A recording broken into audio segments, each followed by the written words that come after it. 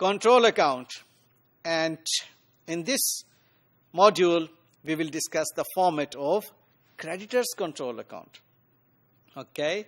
So creditors control account, as we know very well, that these are in fact representing so many creditors which were created against the credit purchases.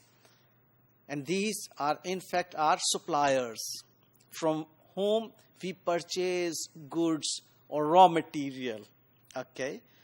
So these credit control account have different names, like purchase ledger control account because it is appearing because of the purchases. Trade creditors control account, we are having trade with them. Okay. And sundry creditors control account, there are so many in number.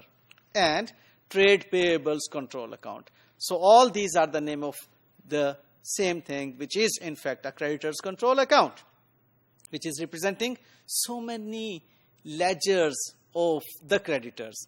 So all those so many ledger accounts will be appearing or will be maintained in a separate subsidiary ledger, which is also known as a memorandum ledger for the purchases or purchase ledgers. And their one representative account will be appearing in the main ledger or general ledger or nominal ledger, okay, which is known as creditors control account. So let's see its format, in which we see that creditor is having a credit nature. We know very well that it is in fact a liability.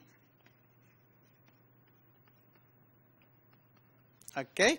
And being liability, its nature is credit. Therefore, its opening balance will be placed in the credit side and its closing balance will be placed in the debit side. We know it very well.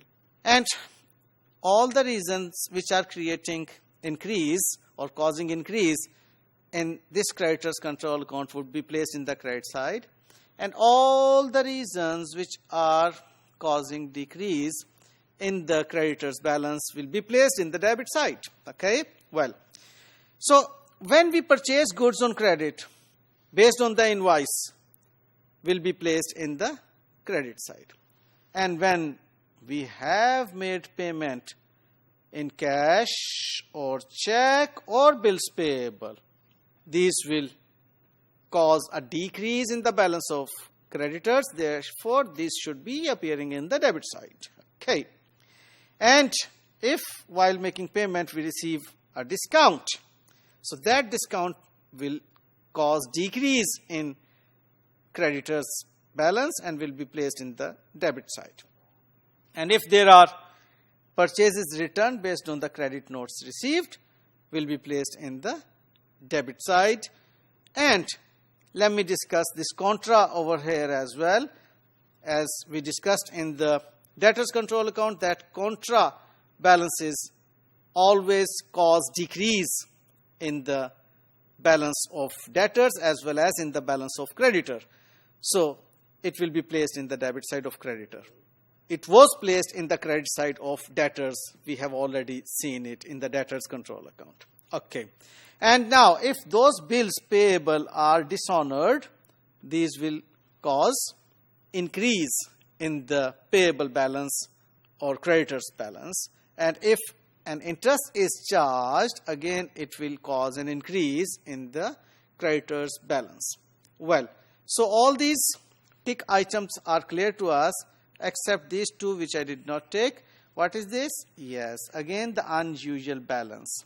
And this has been explained here in the blue area, that if there is an unusual balance of creditors, that will be taken as the balance of the creditor. It will not be pushed out of this creditor's control account.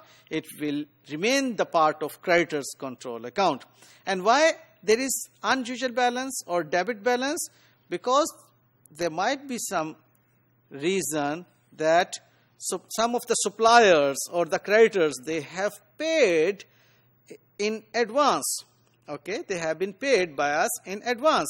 So if we have paid them in advance, so those creditors or suppliers will remain our creditors, but will be placed in the opposite sides of the creditor's control account. Or in other words, we have already seen that if it is an opening debit balance, will be placed in the debit side, opening debit, okay, and closing debit will be placed in the credit side. This is what, as a tip, we have already discussed in the debtor's control account.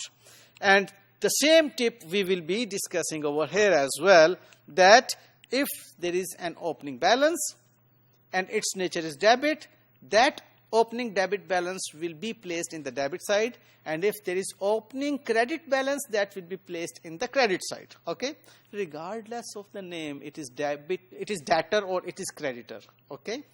So if it is debit balance of a debtor, put in the debit side. If it is debit balance of the creditor, put in the debit side of the creditor.